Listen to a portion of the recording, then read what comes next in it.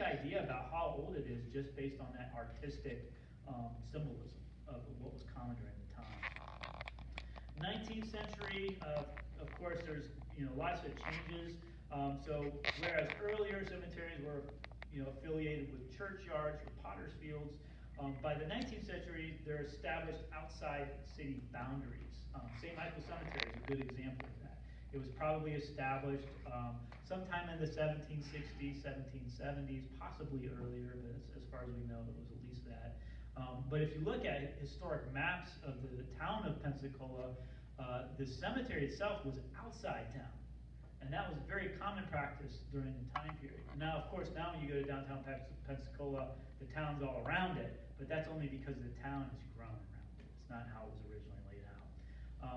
So again, cemeteries are established outside the city, and this provided for both private and public mourning of the dead.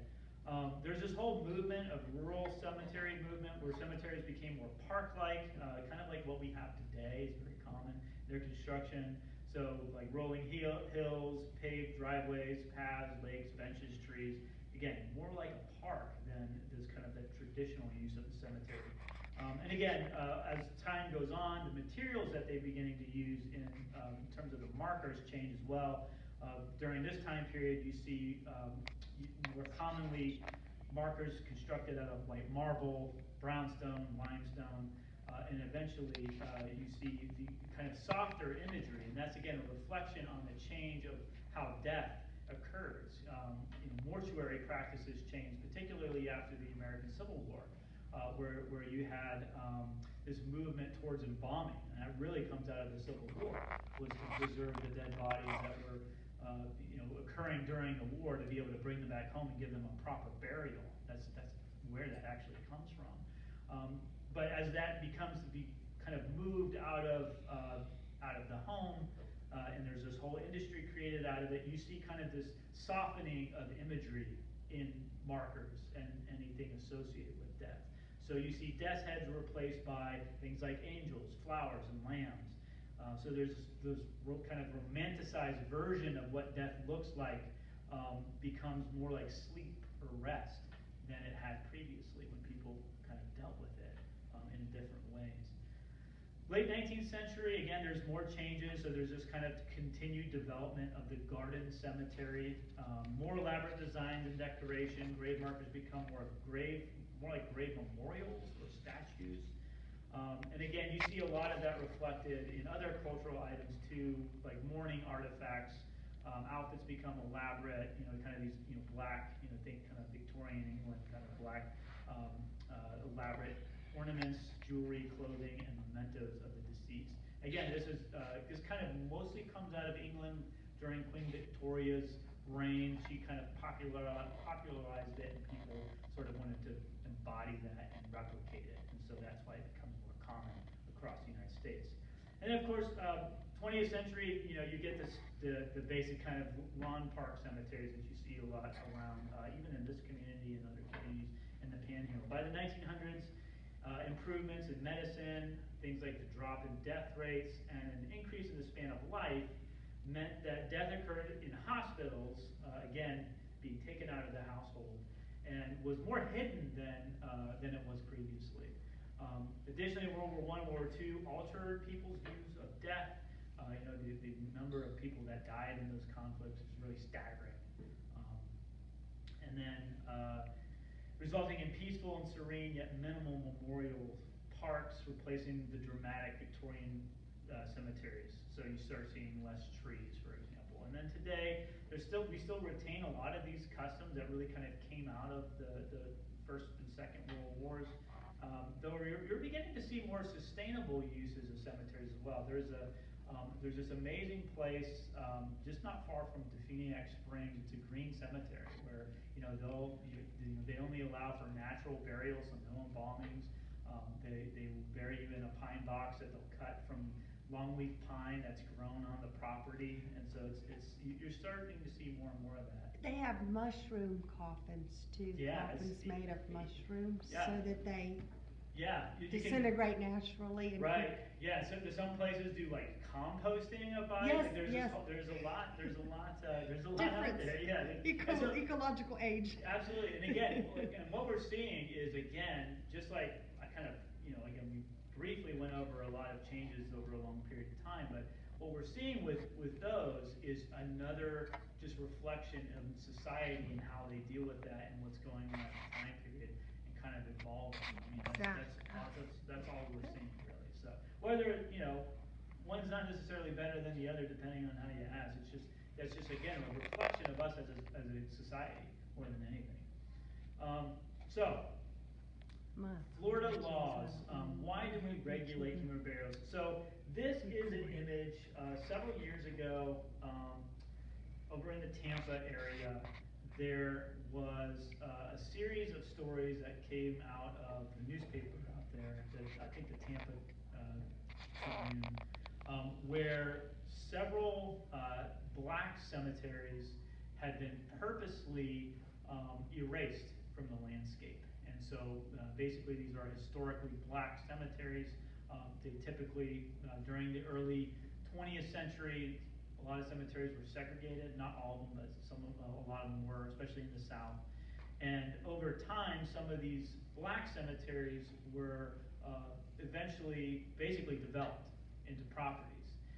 And so there's a series of stories that came out of the Tampa Bay Tribune, and this image actually came from some of the outcomes of the public becoming more aware of this practice and wanting to do something about it. And so this is actually, there's an apartment building over in Tampa that was actually constructed on top of an African American cemetery. And for a long time, people did not, certainly people who lived there they weren't aware of what had happened there. And basically, what happened here and what happened really across the United States for decades was this erasure of these black cemeteries. And in some cases, companies were hired to, exhume those bodies and then relocate them somewhere else. But that's incredibly expensive to do. So what some of these companies would do instead is they remove the markers, but leave the bodies. And so what you're seeing here is an image of archaeologists who were actually hired to come in and use ground-penetrating radar to locate the actual grave shafts, so we can actually know where these individuals are still buried at. So we do have, there's this kind of history, we see this history and it's important to understand it, but we actually do have laws here, specifically in the state of Florida, that do protect human burials, regardless of whether they are on public or private land, regardless of how old they are, regardless of religious or ethnic affiliations, doesn't matter. These laws all apply. But why do we regulate human remains? First, there's the moral and ethical responsibility, right? I mean, we certainly wouldn't want our loved ones treated in some disrespectful way, particularly when it comes to their final resting place. So we have that moral and ethical responsibility. Just a matter of respecting our community members. Archaeological importance, again, these are sites. These are sites where people die, but there's also material culture. There's knowledge that we can find archaeologically based on these remains. Also to prevent abuse. I mean, unfortunately, sometimes people aren't just going to do the right thing. So sometimes you have to have some laws that have punishments in case someone decides not to do what's the obvious right thing versus what's wrong. And then, of course, just a way to preserve our past is by having laws. So the main laws that we have in the state come from statute in Chapter 872 of the Florida State Statutes. And basically it says that all human remains are accorded equal treatment. So like I said, regardless of how old or age or ethnic affiliation, doesn't matter if they're treated the same under the law. They apply to both marked as well as unmarked burials. So just because a burial doesn't necessarily have a marker anymore, and that marker may have been purposely removed, like I mentioned earlier, but it also could be because that marker just fell apart. Maybe someone put too much bleach on it and eventually it crumbled. A lot of markers early on, especially in Florida, were made out of wood. Well, guess how long those last? Not very long. So it doesn't matter whether they're unmarked or marked burials, this statute applies. And again, it applies to any time period. So what's different about this law versus some others is there are some pretty severe penalties for people that decide not to treat, burial places with respect. And that it could be a third-degree felony to willfully or knowingly disturb human remains or graves. And it's a second-degree misdemeanor to not report knowledge of human burial disturbance, even according to this law. So it's like, that someone dug something up and you don't say anything, you could actually get in trouble for that too. And what about the ghosts come back to haunt you? That too. So what can cemeteries tell us? I mentioned that cemeteries are important in terms of the historical record, but cemeteries can provide information about individuals through their headstones, but collectively they can tell us a lot about a local population as well. Historical sources often address big events and sometimes leave out information about what day-to-day was like or what the interests and beliefs of a populations were. Many perspectives are typically left out of the primary historical narrative, like those of women or even minority groups, enslaved people, for example. Children often are left out of the official historical record, whereas headstones can fill in gaps in the documentary record to provide information about other groups. So sometimes they're the only thing left that we have for a particular group or population or a community, especially for towns that may have been a boom town but then maybe kind of fade away. Good example is a town over along the Perdido River called Muskogee. It was a boom lumber town from like 1900 till 1930 till the lumber boom ended, and then the people left, but the cemetery still there today. You can actually still visit it. So we can learn lots of different things, again, looking at decorative and symbolic significance, familial relationships, family plots and things like that. Social and fraternal affiliations based on, again, looking at the symbols on the markers. Occupational information, changing economic fortunes. I mean, my favorite one is if you go to St. Michael's, you'll see like the biggest marker that we have is in the middle of the cemetery, the Sullivan.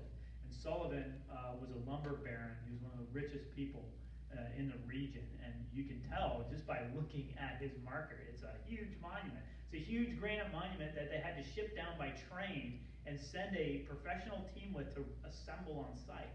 Like an impoverished person could not do that, right? So, but then we also have graves of enslaved people at St. Michael's, and you can literally look at the markers and tell a difference without knowing anything about these individuals. So you can learn a lot from cemeteries and their headstones. So in terms of gravestones and historical markers, I like to use this one as a good example because it's very difficult to read. Sometimes you look at a marker and it's like everything's perfect, it's super easy to read, but a lot of times you go to a cemetery and you'll find a marker, especially what this type of marker is called, which we call vernacular headstone, where it's a locally made, locally sourced, locally manufactured marker. And sometimes they're hard to read. But first thing you want to do if you're looking at a grave marker as sort of like a historical document is you want to analyze the writing. Is it, what kind of writing was used? What sorts of implements? Was it engraved by hand, or was it, sandblasted, like later technology was able to do? Or was like in this case, where it was actually made out of cement, markers made out of cement, someone actually just scratched the letters in when the cement was wet. So again, analyze the writing. We can, second thing we want to do is interpret any symbols we see. So once we analyze the writing, we can look at any symbols that we might be able to tell on the marker. And then look for the overall stonework for clues. So again, what kind of stone is it? Is it marble? Is it granite? Is it limestone? Is it made out of brick? Right, we find a lot of that. Is it made out of cement? That can tell you things right away about an individual and where where they socially might be. So let's kind of take a look at this. Can anybody? I know it's hard to tell. This one's the hardest one. Does anybody tell who this person was? Can you read their name? So as you can see, so this is in a cemetery in Pensacola off of Cross Street. It's owned by John the Baptist Church or Montgomery.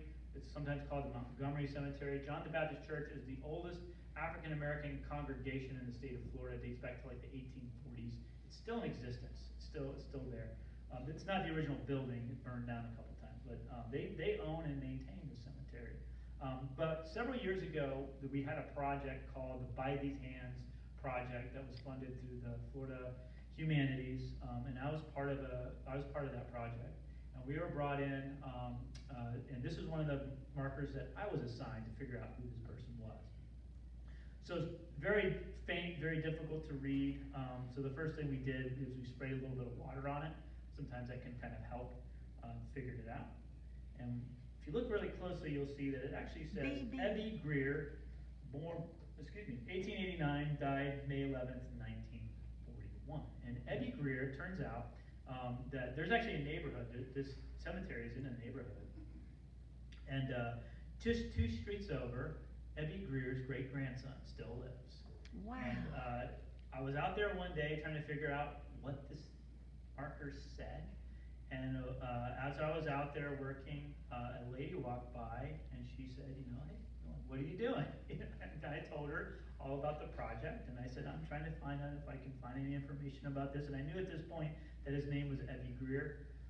And she said, oh, yeah, that's the Greer family who lives right down the street. You want to go meet him? And I said, sure. And she took me to his house, and I talked to his great-grandson. And Ebby Greer, turns out that family, if you've ever heard of the H&O Cafe, which was a very important African-American restaurant, particularly during the Civil Rights, this is a family that founded it. So it's pretty significant locally just for that reason alone. But the Greer family, again, still in Pensacola to this day.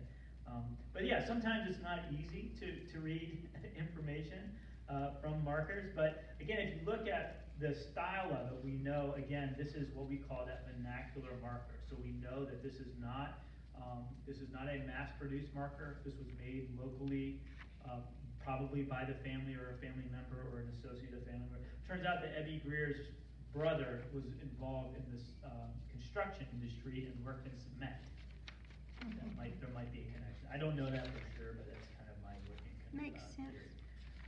Again, sometimes we get a little bit easier. Again, so analyze the writing. We're going to look at the name, potentially if there's other family members connected, date born, date died. So let's do this one together. Like, how about the name? Can you read the name? Mariah McQueen. Mariah McQueen. That's right. How about, is there any other family members? Mother of T.W. Jr. and D.A. Morris. 3 Morrisons. 3 Morrisons, yeah. How about date born? Easy. Oh, you have to do some math. Figure it out. 11 minus 55. 55, yeah. Date died? Easy. May 22, 1911. May 22nd, 1911. Yeah, all right, so again, you know, this gives us a lot of information. So first of all, it's not exactly vernacular, right? This is a marblehead. This is actually a marblehead, so it's the only, I believe it's the only marblehead stone in that particular cemetery. You know, this is the other person I was assigned, and it was a real tricky one to figure out because Mariah McQueen was actually born an enslaved woman in the 1840s, and she actually got remarried a couple times. And that makes it really tricky to kind of track people down. And we don't know exactly when she was born, because probably she didn't know exactly when she was born because she was enslaved when she was a little girl. And so I had a real hard time figuring out Mariah McQueen and finding her story out. But the key was the sons' names. And because of those sons' names, I was able to figure out some good information about her. And I went on to Ancestry.com, and they had a family tree. And on that family tree, there was one listed that had Mariah Morrison, but it didn't have any other information about her. Didn't know when she died, where she was buried, nothing. So I reached out to that person who had that family tree, and I said, hey, I think I have some information that you might be interested in. And it turns out that the guy who ran that is a man named Theodore Morrison. It's her great-great-grandson. And when he responded, he said, I've been trying to track her down for decades. He said, but I could never find out any information from her because she was an enslaved woman, and she changed her name a couple times. And so, because of the only reason I was able to figure out who she was is because the sons' names were listed. And there was a census record in North Carolina, when I used to live in North Carolina, that listed TW, JR, and DA, the other son, as Morrison's. And so that was the key. The headstone was the key. The information on this marker is the only reason I was able to connect her family line. Wow. And what was amazing about this project is it was so impactful to Mr. Morrison that he actually came down, all the way down from Tennessee. He lives in Tennessee. The brother, his father, had actually moved to Tennessee in the 1930s. T.W. Morrison, Theodore Morrison, was a very prominent black preacher in Pensacola. There's even pictures. I even found pictures of T.W. Morrison in one of the black newspapers that was published during the time period. But he actually came down from Tennessee and was able to visit his great-grandmother's grave for the very first time. He's brought his family a couple times too. And where is it again? It's on Cross Street. It's on 9th and Cross Street. It's This called is John the the Baptist. first John the Yeah, if you look up the By These Hands Vernacular Headstones Program, information will come up. But again, my point here is that the marker was incredibly important for this link, because a lot of the times that historical record doesn't exist, or is fragmented and difficult to figure out. All right, so epithets are great. So sometimes an epithet is a short text honoring a deceased person. You can also analyze these for clues. So if you read this one, it says, "Sleep on, dear mother, and take thy rest. God called thee home. He thought it best." Oh. Other times epithets are really long. So this is actually a sailor who had died in Pensacola of yellow fever when he was on board a naval vessel in the 1820s. And so it kind of tells you like his military career basically, which is really nice. It kind of tells you that information. And this was one of my favorites. This is in St. Michael's Cemetery as well. Captain John Jerison. It tells you like his entire military career, like on the headstone. So it makes it a little bit easier to figure out who these people are. Wow. You can also interpret symbols. Again, we look at symbols, and symbols can tell us a lot. Grave goods, obviously, we talked a little bit about this, but, death's head being the more common in the 18th, 17th century, whereas later on, as things change, you get more softer versions of death, lambs, statues, things like that, just kind of reiterating that point. Grave goods can tell us a lot. Again, a grave good is anything left behind by those who visit a grave. Commonly, you'll see like rocks left on headstones. This is a common Jewish tradition. Military graves, pennies, quarters, dimes, right? That all has meaning, and they all have specific meanings.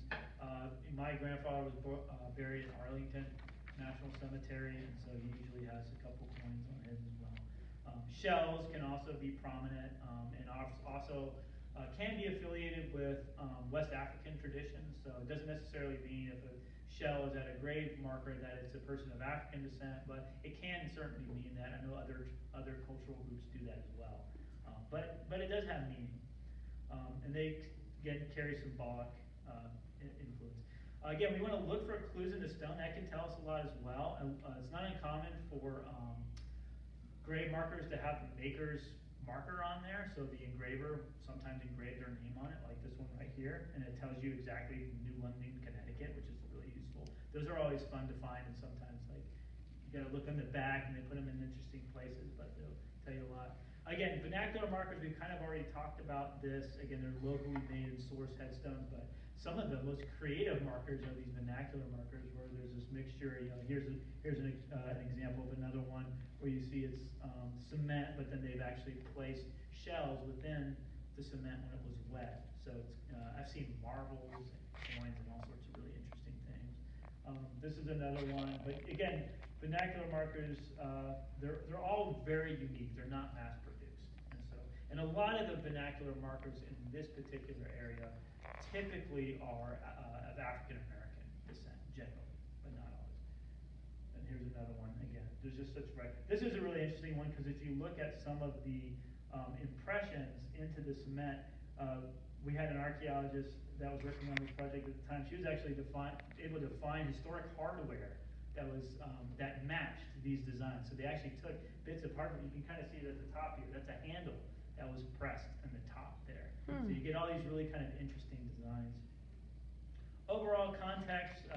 things they can tell you, for archaeologists at least, the overall context of cemetery, to understand how each grave is part of the larger whole, it's part of the larger community. So we can look at patterns, are there certain patterns in the cemetery in terms of economic or social? Do we see different trends in types of markers being used, types of stones being used? Again, that can all give us clues of the past. And how do they compare with surrounding burials? These are all important questions to ask if we're looking at them as being historical resources. We can also use a lot of documents are very useful for helping us learn the stories of people who we are researching in cemeteries. Some useful things include federal and state census records, city directories are really great. Church records, of course, are fantastic, but also government documents and newspapers, especially now with so much digitization of historical resources. There's a lot of resources out there, many of which are available through, if you have like a local library card, a lot of these local libraries will have programs that you can look at some of this stuff. Unfortunately, cemeteries do face many threats across the state, across the country. One is just neglect, right? So it's a family burial plot and the family all dies off or moves away. A lot of times there's nobody there left to take care of it and keep it upkeep. And so that becomes an issue.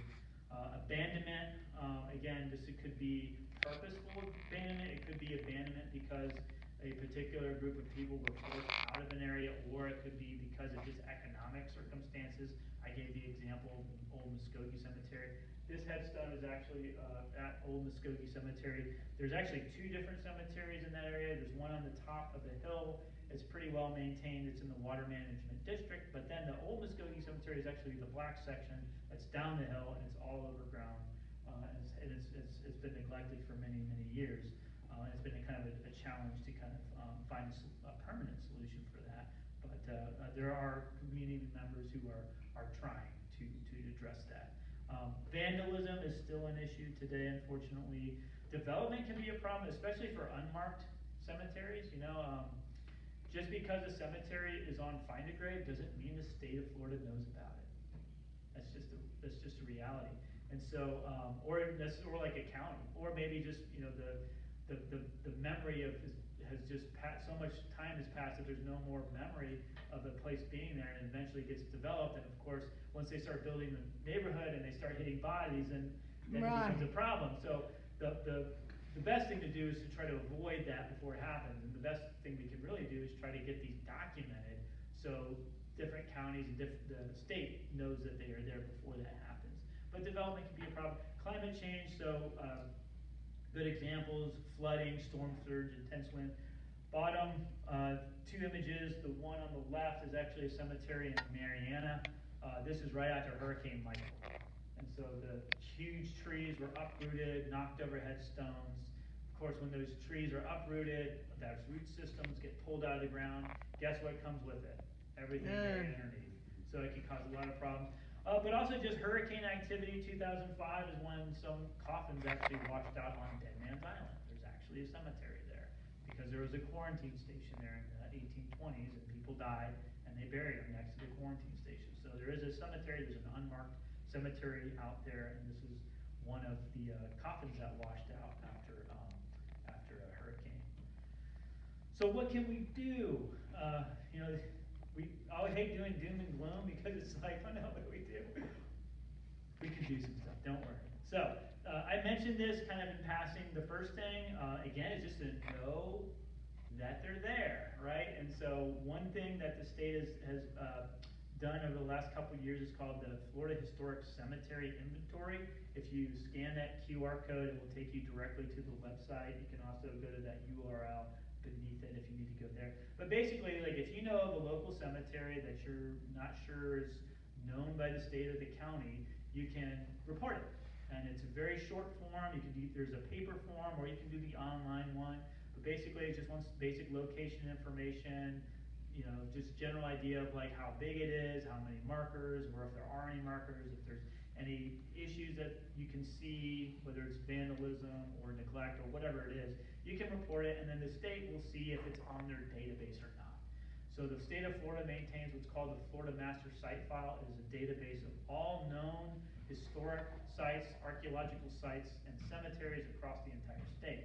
And so they'll basically check and see if it's on the database or not. If it's not on the database, they can get it on there. So if in the future some sort of development happens and there's no markers left, there's no more local memory of it, they can say, hey, wait a minute, before you put that whatever building you're going to build, or before you put that pool in, there's actually a cemetery, and it's actually protected under state law. So that's a good program. And again, just because it's on Find a Grave doesn't mean that it's on the state database. Those databases are two different databases, and they don't talk to each other. The other thing you can do especially you have a local cemetery in mind, is our cemetery resource protection training program. So again, you can scan that QR code. It will take you to our website that has all the information. But basically, this is a day-long workshop that we offer statewide. And so if you, local historical society, or maybe it's a church group that has a cemetery they're not really sure what to do with, we can come out, and basically it's the first portion of it is presentations, so just getting a lot of background information on everything from basic laws to basic management plans, basic cleanings, and then the second half of it is where we'll actually go visit a historic cemetery in the local community and actually demonstrate, how to actually document headstones, how to actually properly clean, and in some cases even reset headstones safely. And usually it usually takes about half a day. There's usually a couple hours in the morning. We take a break for lunch, and then the hands-on version usually is about 2 or 3 hours. So again, that's a program that you can. And the other thing is that the state of Florida actually does have a historic cemetery program. And what's great about, and again, you can scan the QR code. It'll take you to the website through the state of Florida.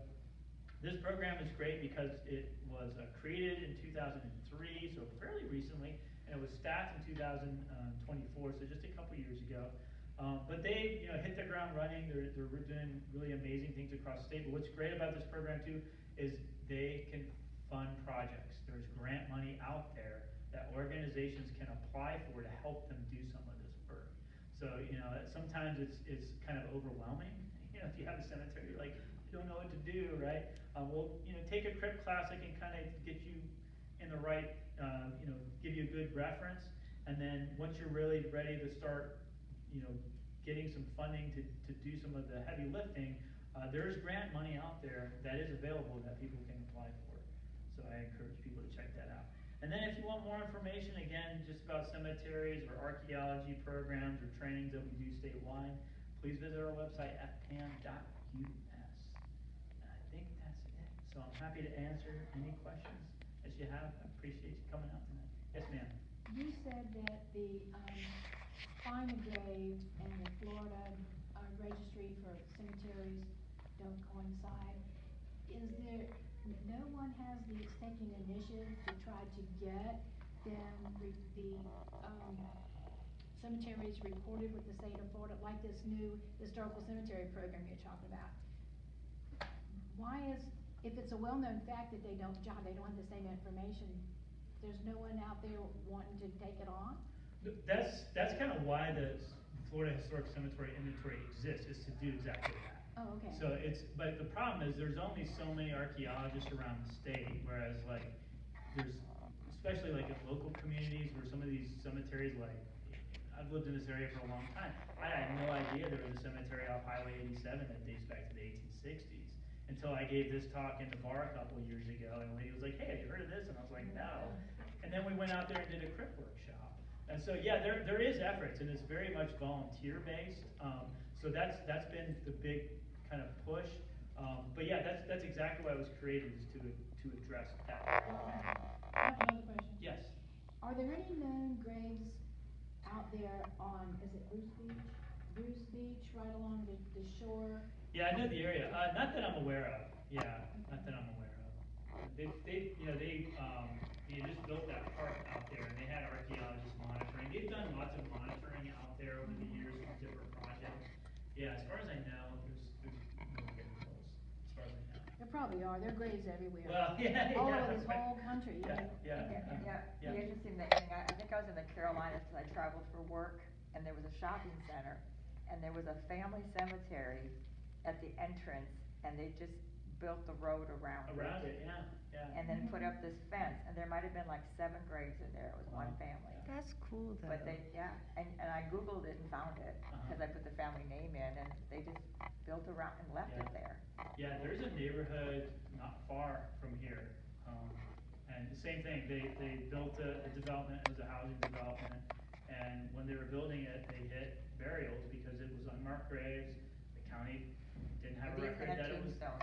Yeah, so they actually preserved like they created an easement to protect that particular, parcel from development because of the state laws that protect it, so. They built around That's it. usually what happens, is they'll build around it once they hit those. Now, just because, there are ways to still develop areas, even if there's a known cemetery there, but, it requires, exhumation of those remains, and they have to find a place. That gets very expensive, so sometimes it's easier from like a developer standpoint to just like, okay, create a conservation area or easement, and then we just build around it, and so sometimes. And another interesting thing, when I was in Liverpool, I took the Beetle tour. They took us to the cemetery where Eleanor Rigby's buried.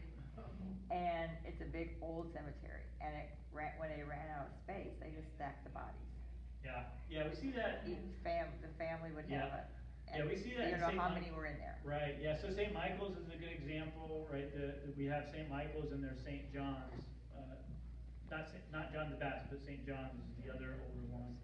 Basically, St. Michael's just ran out of room by, the mid-19th century. We have, about 3,200 markers in our cemetery, and probably about 4,000 unmarked graves in that cemetery, so it's been full for a really long time. I mean, literally, we've seen that archaeologically, where they were literally like, when they were burying a person, they like put them on right on top, like, whoops, somebody's already there, and they just put them on top and put the dirt in, is basically what happened, so, yeah. Sometimes they run out of room, and people keep putting them in. Yes, sir. What do you said don't use bleach on headstones, what do you recommend? D2. D2. It's called D2, okay. yeah, so it's a biocide. Yeah. That's what we use in all, there are other products out there, but basically you wanna use a biocide. D2 was actually developed by, I believe, the University of Florida in Gainesville. The, National Park Service, it's the acronym is, I can never remember, but it's the NCPTT, like the National Conservation Technology, something wrong. But anyways, that's what they use too. That's what they use at Arlington, for example. But it's a biocide. I think you can get it at Lowe's. There's also some other products that are biocide that you can get from. It's called Atlas Preservation. They do a lot of like cemetery conservation work around the country. But D2 is what we use. But it's great. I mean, you spray it on. You can spray it, and you can rub it if you want to. You can brush up, or you can just leave it and walk away. Come back 2 weeks later, it looks brand new. No, I did some work over at St. John Cemetery, and they asked me to clean the headstones, and I kind of backed away from that. Yeah. And so the problem with bleach is the salts in it for certain stones. The what? The salts in the bleach in certain stones, like marble, will basically make it really brittle over time, and it can just disintegrates over time. If you go to like St. Michael's Cemetery, you can see evidence of people doing that on like Dorothy Walton's headstone. The reason why you can barely read her name on it is because that's why. So D2 is great because it does not cause any long-term, can't cause any damage at all. It doesn't hurt it at all. So you can spray it and leave it, spray it and scrub it if you want. If you want results real fast, scrub it. But yeah, it's a great product, and it won't hurt stone. And you're right about those trees taking up the markers and some of the caskets. I was over doing some cleanup on one of these hurricanes we had, and a big massive tree just took that whole headstone over and pulled some of the coffin up. Yeah. So trees are. I mean, I love our trees in St. Michael's Cemetery. It's so pretty, but like they're so problematic when a storm hits, or even like a tree limb falls, right, and knocks a marker Or off. even if as it grows, do the roots up? Yes. Yeah, uproots, knocks things down. The Mariah McQueen's marker that I showed earlier. Yeah. Right, so you see it on the ground. Yeah, so it's on. When we found it, you couldn't read. It was like half of it was covered up with grass because it had been knocked over. The tree had actually grown out from her grave and knocked that over. Oh, And so that's why it was falling over. Now, we were actually able to reattach it and reset it in its original place. is that corner broken off? it's- Did they it's- ever that's- find the other corner, It's- or is it's- that yeah. under the ground? No, where it broke off from, the base was still there, so we Oh, were able to wow. reattach it. Yeah, we hired, some That's conservators cool. to come out, Yeah. and they reattached it. That's Yeah, there's wonderful. specialists that specialize in that sort of thing. Well, she probably won't haunt you then. Have you seen a tree limb go into the marker that covers the grave? I forget what they call it, thing, but I had a tree limb go all the way down into, Oh, wow. and bust through it into the Wow, casket. it's like a live oak? Into the casket. Yeah, wow. And we had to actually get a crane to pick this thing up Yeah. out of there, that's how big a tree Yeah, was. and Wow. that's not cheap to do, is it? Oh, no, oh, no. Yeah, it's not cheap. All volunteer work, too, by Yeah, the way. it is, yeah, same as St. Mike's, we're all volunteer board, so that's expensive. Same as us. Well, thank you for your work. Thank you for yours. Thank you so much. You're very welcome. And let us know when we're going to Dead Man's Island, Yeah, sure please. Are they gonna have a tour? That's what he said, either I missed it. kayak I or missed a it. pontoon boat. I missed it last year. I wanna go on a pontoon boat. Yeah. If he wants to visit my grave, he's gonna have to have scuba gear. Ah. I have my will that I'll be cremated and made part of a live reef. Yep. There you go. Well, good There you for go. you. I am a scuba diver, so. Oh, okay. So is I'm he, visiting is he you. gonna let us know, or will you follow it on that site? That's what I don't know. Maybe I'll follow it on that site. That's, Okay. I do want to. Cause I know they had one last year. Have you ever been to I sure do, yeah. They have one in the spring and one in Thank you the for the fall. cookies. And one they I'm gonna hide it one from my is a children. pontoon. Oh. So, Yeah, I haven't been in a kayak in a while. yeah, me either. I'd rather pontoon. I'd probably tip over. We sure appreciate you. Yeah, thank you so much. Thank you for what you do. Of course. And you know, Mike was telling me about, tell them quick about what you were telling me about when you go into the University of West Florida, about Oh, the museum. yeah, sure. Let me get out the way here, yeah. There's a Yeah, so I work at the Florida Public Archaeology Network, and our headquarters is right downtown in front of the Fish House Restaurant. So I encourage everybody, if you're ever in the area, we have a museum in our headquarters that's open Monday through Saturday. It's free, you can come in. We also have a public archaeology lab, so if you wanna help sort artifacts, it's open Mondays and Wednesdays, you can come in and do that. But then also on our main campus, at the University of West Florida, we have the Archaeology Institute. So if you go down University Parkway, it's like at the main entrance. If you look to the right, there's a building there, there's like a pond and then a building. That's the Archaeology Institute. That also has a museum. It's free. It's open Mondays through Fridays. But then just out next to that, just recently, so just this last September, we built a native plants garden right there. So all the plants that you'll find in that garden are all native plants.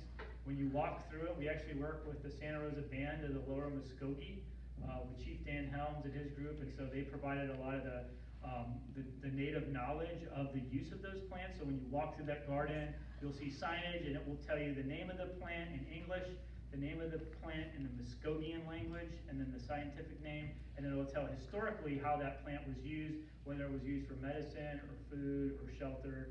It will tell all that information. If they're native plants, did they not freeze? They are all fine, yeah, so. They didn't freeze. They didn't freeze, yeah. We had to cut back some dead stuff, but they're all native, and we actually got a grant through the Pensacola and Perdido Bay's estuary program, and so we wanted to choose native plants That's what I that had heard, good, that native strong. plants don't freeze.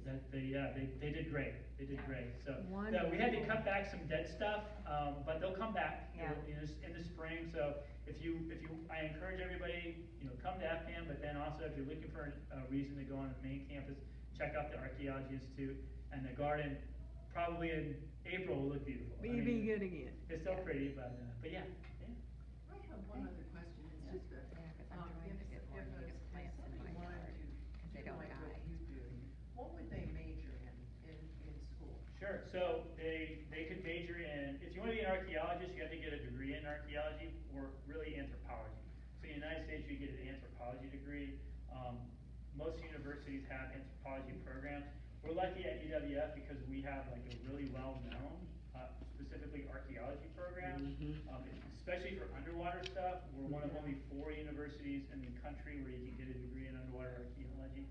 And the big question that people have is like, can you get a job in that? Like, you actually can, because anytime, especially now for underwater archaeology, with all the stuff that's happening offshore, whether it's like, you know, oil refineries or solar wind farms that are offshore, they have to conduct archaeological surveys before they put any of that stuff in, because it's in federal law.